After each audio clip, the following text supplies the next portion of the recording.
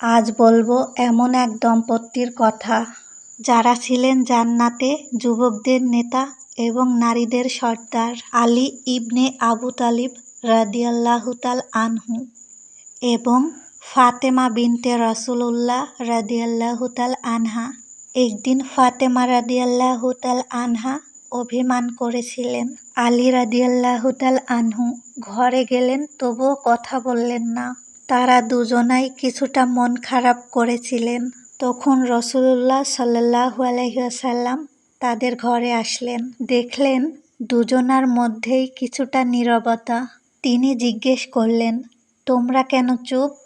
আলী রাদিয়াল্লাহু তাআলা আনহু বললেন, আমার আর ফাতেমার মাঝে একটু মনোমালিন্য হয়েছে। তখন রাসূল সাল্লাল্লাহু আলাইহি ওয়াসাল্লাম বললেন, আলী, ফাতেমা আমারই অংশ, তাকে কষ্ট দেওয়া মানে আমাকেই কষ্ট দেওয়া। এরপর রাসূল সাল্লাল্লাহু আলাইহি ওয়াসাল্লাম দুজনকেই নিয়ে বসলেন এবং বুঝিয়ে বললেন, দুজনকে মিলিয়ে দিলেন। ফাতেমা রাদিয়াল্লাহু তাআলা আনহা হাসলেন।